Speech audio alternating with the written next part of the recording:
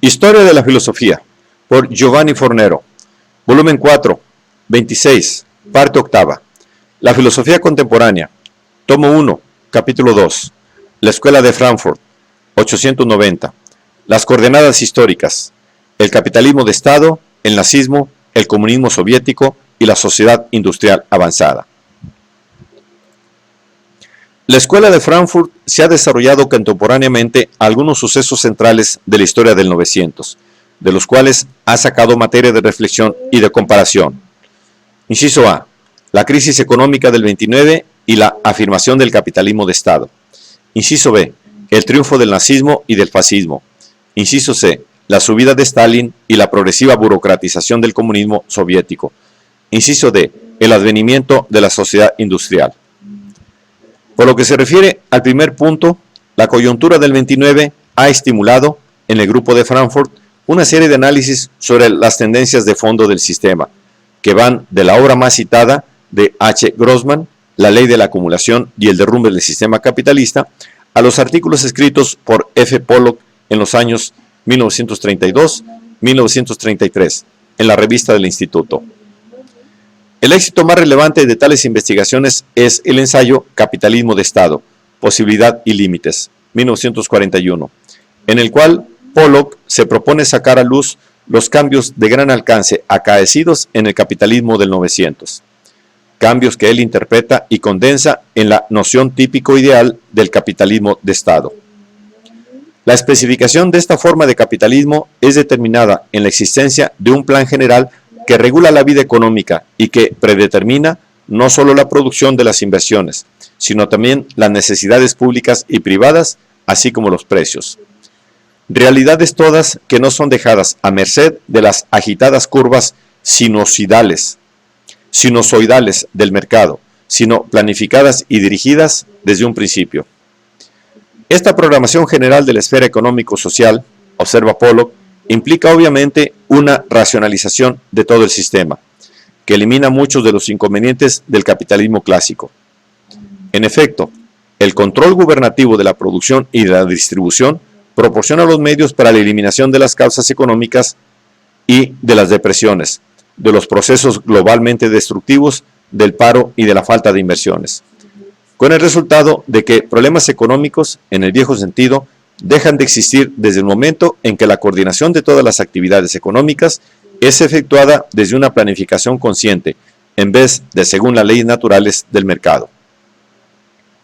Esta nueva estructuración del capitalismo, presuponiendo una fuerte intervención del Estado en la vida económica, señala el declive del dualismo denunciado por Marx entre Estado y sociedad civil, o sea, de una esfera económica autónoma respecto al Estado, puesto que en la nueva fase capitalista los problemas económicos tienden a ser auténticos problemas políticos, determinando un tipo de primacía de la política.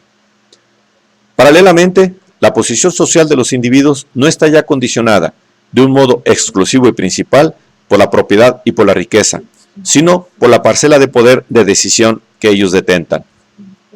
En efecto, la racionalización del sistema, reclamando la administración total de las fuerzas económicas, ha producido burocracias administrativas y burocracias gubernativas, las cuales, manteniendo las leyes del capitalismo de Estado, poseen enormes poderes, que superan de largo los de los mismos accionistas, reducidos ahora, en ciertos aspectos, a simples rentistas, o sea, a rentistas privados de auténtico poder de decisión. Las conclusiones que Pollock extrae de estos análisis son diferentes, y en muchos aspectos opuestas, a las de los teóricos de la crisis, quienes, con análisis más cercanos a los de Marx, habían previsto la caída del sistema en poco tiempo. Pollock considera, al contrario, que en virtud de los cambios acaecidos, el capitalismo actual puede enfrentarse mejor a sus desequilibrios crónicos. Sin embargo, el capitalismo de Estado, precisamente porque aún no es socialismo, permanece estructuralmente antagonístico e interiormente minado por un cúmulo de fuerzas sociales destinadas, antes o después, a colisionar entre sí: burocracias, ejecutivos e industriales, mandos del ejército, funcionarios del Estado, etc. La categoría pollockiana de capitalismo de Estado resulta también importante en relación con la interpretación frankfurtense frankfurtesa del nazismo, entendido como la manifestación más significativa y terrible de la caída de la civilización occidental. Aunque utilizando con frecuencia el término general de fascismo, aplicado a las dos versiones históricas del fenómeno, el italiano y el alemán, los frankfurteses han tomado preferentemente en consideración la segunda. La actitud inicial de la escuela ante las dictaduras de derecha reproduce sustancialmente la tesis expresada por Georgi Dimitrov en el 7º Congreso Mundial del Comintern, según la cual el fascismo es la dictadura abierta y terrorista de los elementos más reaccionarios, chauvinistas e imperialistas del capital financiero. De entre las primeras intervenciones de los frankfurteses sobre el nazismo, destaca el ensayo de Marcuse, publicado en 1934, La lucha contra el liberalismo en la concepción totalitaria del Estado. En este trabajo, en el cual el totalitarismo es dialécticamente entendido como una negación, conservación del liberalismo, Marcuse, a través de un nutrido soporte de referencias histórico-filosóficas, sostiene que la transformación de la sociedad liberal en sociedad fascista es el producto de un proceso orgánico determinado por las mismas premisas en las cuales se fundamenta el liberalismo, o sea, la tutela de las condiciones ópticas de la propiedad, de las condiciones óptimas de la propiedad y de la explotación. El paso del Estado liberal al Estado totalitario y autoritario se cumple sobre la base del mismo orden social. Teniendo presente esta base económica unitaria, se puede decir que es el propio liberalismo quien genera el Estado totalitario y autoritario, que es su perfeccionamiento en un estado avanzado de su desarrollo. El Estado totalitario y autoritario proporciona la organización y la teoría de la sociedad que corresponden al estadio monopolístico del capitalismo. La triple idea, 1. De una estrecha conexión entre fascismo y capitalismo monopolístico. 2. Del fascismo como resultado inevitable del liberalismo. 3. Del fin ya descontado del liberalismo, destinado en los países capitalistas a desembocar en el totalitarismo, sirve también de base en el ensayo de Horkheimer, escrito en 1939, Los hebreos y la Europa, en el cual se hay una secuela de cortantes aforismos. Quien no quiere hablar del capitalismo tampoco debe hablar del fascismo. El orden totalitario no es otro que el anterior orden sin sus frenos. El fascismo es la verdad de la sociedad moderna comprendida entre el principio por la teoría. Hoy, combatir el fascismo, apoyándose en el pensamiento liberal, significa remitirse a la manera a través de la cual el fascismo ha triunfado. El orden que en 1789 se produjo como vía de progreso llevaba consigo desde un principio la tendencia al nazismo. Otra voz decisiva en el debate sobre el fascismo alemán es la de Pollock, que en un ensayo aparecido en Studies in Philosophy and Social Science con el título Is National Socialism a New Order? 1941, desarrolla una interpretación del nacionalsocialismo como variante del capitalismo de Estado, sosteniendo que el nuevo orden hitleriano es el de una economía dirigida que se rige en base a un sustancial desmantelamiento de la propiedad privada tradicional y sobre una primacía de la política sobre la economía. Tesis análogas, aunque de forma más radicalizada, vuelven a aparecer en el Estado autoritario de Horkheimer. Otra intervención de relieve sobre el nazismo, no falta de originalidad, es la psicosociología desarrollada por Fromm en La huida de la libertad, 1941. Según Fromm, para la subida al poder de Hitler han sido determinantes dos series paralelas de factores. Por un lado, los económicos sociales que explican el nacimiento y el éxito original del nazismo, y por otro, las psicológico-ideológicas, que son indispensables para explicar el notorio consenso de que ha gozado el régimen. Concentrándose en estos últimos, Fromm observa cómo en la base del nazismo existe un particular tipo humano autoritario, que luego de un complejo juego de tendencias sadomasoquistas, opta por una fuga de la libertad que conduce a renunciar a la independencia del propio ser individual y a fundirse con alguna cosa externa a sí, para conquistar la fuerza que le falta al propio ser. Obviamente, insiste Fromm, el aviso es importante contra las persistentes banalizaciones de su pensamiento. Esas condiciones psicológicas no han sido la causa del nazismo, por cuanto ellas se han limitado a asegurar aquella base humana sin la cual el nazismo no habría podido extenderse.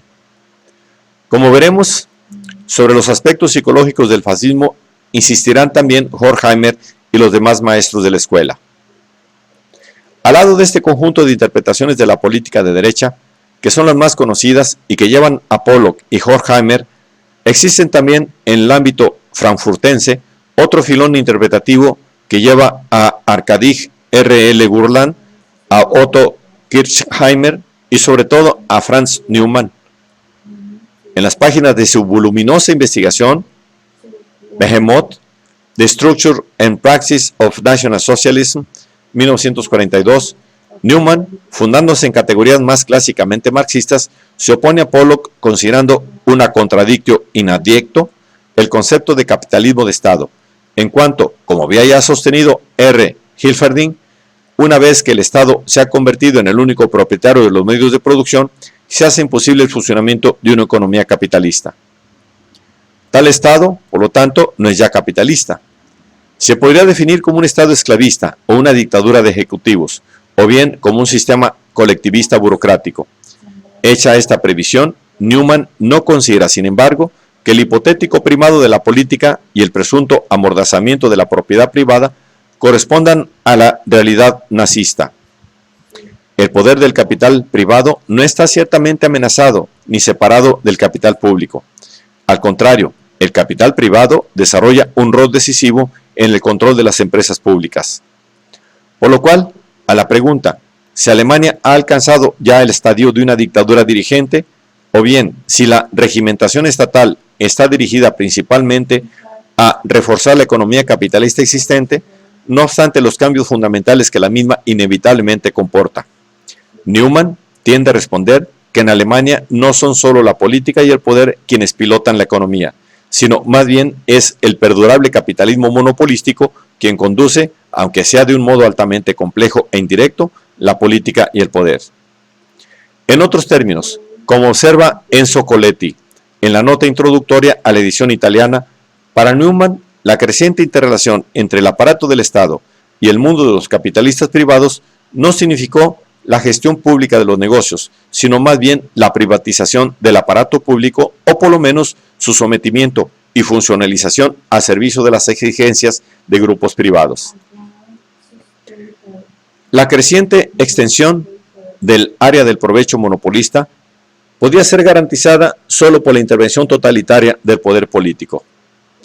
Más atenta a las dimensiones económicas y jurídicas del fenómeno nazista, ajena a las aperturas psicológicas de Fromm y a las generalidades socialfilosóficas de Horkheimer, la línea más marxísticamente ortodoxa de Neumann no halló dentro de la escuela excesiva fortuna. En efecto, como puntualiza M. Jay, las conclusiones de Neumann y la metodología por él utilizada para llegar a ellas eran suficientemente extrañas a la teoría crítica para impedir que el grupo compacto considerase Behemoth como expresión auténtica de las ideas del instituto. En relación con el otro punto de referencia fundamental, que es el comunismo soviético, los frankfurtenses habían manifestado en un principio simpatía y consenso, aunque Pollock, invitado a Moscú con motivo del decenio de la Revolución de Octubre, 1927, había regresado a la patria bastante escéptico sobre el experimento en curso.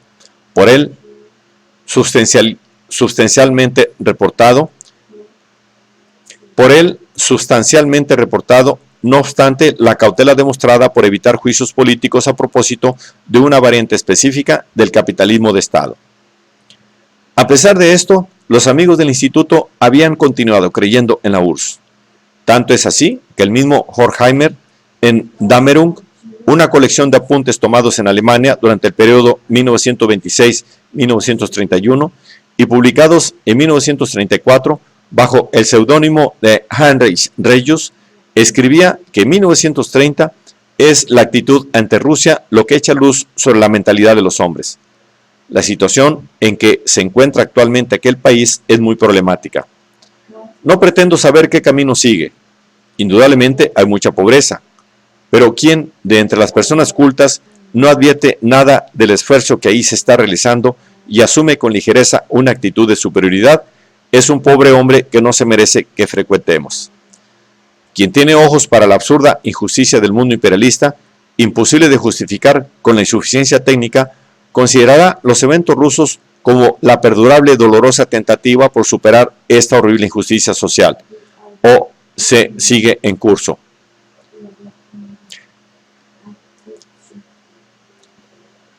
O se preguntará al menos con el corazón palpitante si tal tentativa todavía sigue en curso. Si las apariencias tuvieran que desmentirlo, él se acogería a la esperanza, igual que un enfermo de cáncer se acoge a la noticia incierta de que se ha encontrado un remedio para combatir esta enfermedad.